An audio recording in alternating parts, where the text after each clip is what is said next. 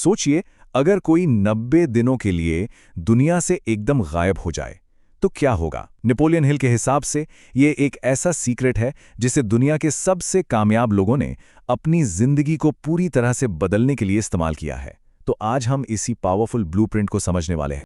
अब ये सुनने में तो बहुत बड़ा दावा लगता है ना, कि सिर्फ 3 महीने में पूरी जिंदगी बदल जाए। लेकिन इसके पीछे एक बहुत गहरा लॉजिक छिपा है।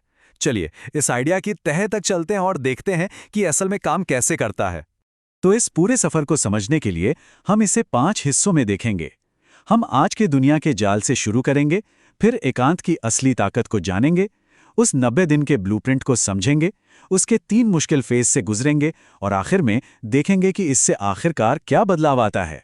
तो चलिए शुरू करते हैं हमारे पहले खंड से, आधुनिक दुनिया का जाल। आज के नौजवानों के सामने ना एक अजीब सी दुविधा है।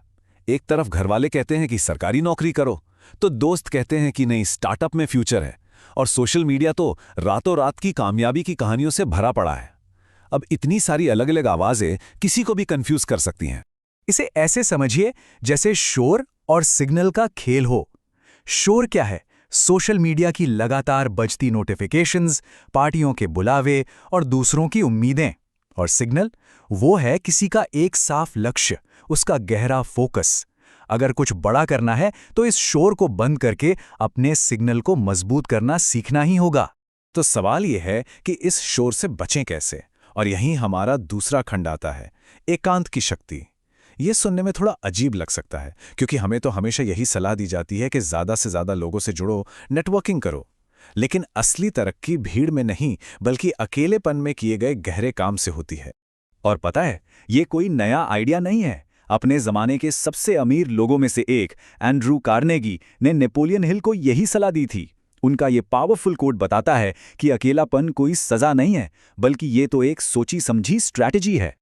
इतिहास गवाह है इस बात का। थॉमस एडिसन ने लोगों की राय से दूर अकेले में 10,000 बार कोशिश की। हेनरी फोर्ड ने तो अपनी पहली कार बनाने के लिए खुद को एक वर्कशॉप में बंद ही कर लिया था। और एंड्रू कार्नेगी हर रात सिर्फ सोचने के लिए वक्त निकालते थे। इन सब ने कुछ बड़ा करने के लिए अकेलेपन का इस्तेमाल किया। तो ठीक है, हमने ये तो समझ लिया कि एकांत क्यों जरूरी है, पर सवाल ये है कि इसे किया कैसे जाए, असल में कैसे करें। और यही है हमारा तीसरा खंड, आपका 90 दिवसीय ब्लूप्रिंट। ये एक ऐसी योजना है जो इस आइडिया को हकीकत में बदलने का रास्ता दिखाती है। ये जो 90 दिन की यात्रा है ना, वो इन 5 पिलर्स पर टिकी है। सबसे पहले एक बिल्कुल साफ लक्ष्य तय करना, फिर उसे हासिल करने के लिए जो भी ज्ञान चाहिए उसे इकट्ठा करना।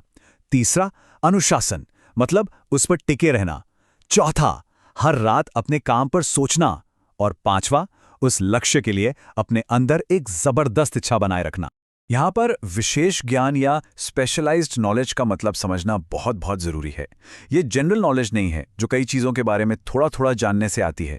विशेष ज्ञान का मतलब है किसी एक फील्ड में इतनी गहराई तक जाना कि आपके टक्कर का कोई ना हो, और ये सिर्फ फोकस्ड स्टडी से ही मुमकिन है। और इसका सबसे बेहतरीन उदाहरण कौन है? John D Rockefeller. उन्होंने अपना सारा ध्यान सिर्फ और सिर्फ तेल के बिजनेस पर लगा दिया और उसके हर पहलू के एक्सपर्ट बन गए। इसी एक चीज पर फोकस ने उन्हें दुनिया का पहला अरबपति बना दिया। आप देखिए, इन 90 दिनों में कामयाबी के लिए कुछ चीजों को जिंदगी से निकालना ही पड़ेगा।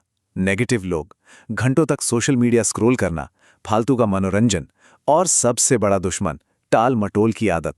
इन सब से दूरी बनानी ही होगी। हाँ, ये सब छोड़ना आसान तो बिल्कुल नहीं है, और इसीलिए ये 90 दिन का सफर सिर्फ बाहरी नहीं बल्कि एक मनोवैज्ञानिक सफर भी है। हमारा चौथा खंड इसी पर है, 3 चरण, जो हमें इस बदलाव के दौरान होने वाले दिमागी उतार चढ़ाव को समझने में मदद करेंगे।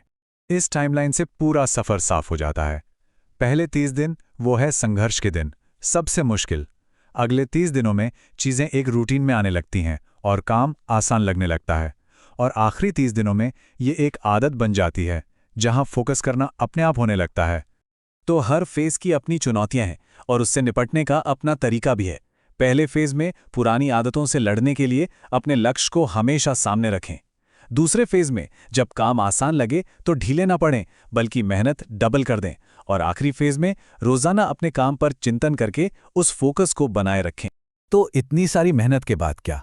इन 90 दिनों के फोकस का इनाम क्या है? हमारा आखिरी खंड इसी सवाल का जवाब देता है। परिवर्तित स्वरूप। सबसे पहला और सबसे बड़ा इनाम है विशेष ज्ञान।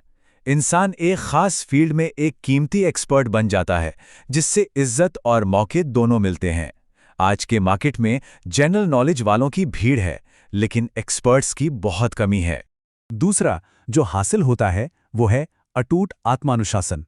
और ये एक ऐसी सुपर पावर है जिसे जिंदगी के हर दूसरे एरिया में इस्तेमाल किया जा सकता है, चाहे वो सेहत हो, रिश्ते हो या कोई और करियर हो। ये एक ट्रांसफरेबल स्किल है। और तीसरा जो शायद सबसे कीमती इनाम है वो है असली आत्मविश्वास। ये वो दिखावटी कॉन्फिडेंस नहीं है, बल्कि ये उस सबूत से पैदा होता है जो लगातार मुश्किल काम करके कमाया गया है। ये एक ऐसा आत्मविश्वास है जिसे कोई छीन नहीं सकता। तो कुल मिलाके बदलाव ये होता है कि इंसान कामयाबी का पीछा करने वाले एक फॉलोअर से एक ऐसा वैल्यू क्रिएटर बन जाता है जिसकी तरफ कामयाबी खुद खींची चली आती है। जब आपके रिजल्ट्स बोलने लगते हैं तो आपको लोगों के पीछे नहीं भागना पड़ता, लोग खुद आपके पास आते हैं। तो ये 90 दिन की शुरुआत कोई भी कभी भी कर सकता है। सवाल ये नहीं है कि ये काम करेगा या नहीं, सवाल ये है कि इस सफर के अंत में वो नया इंसान कौन होगा, वो नया स्वरूप कैसा होगा,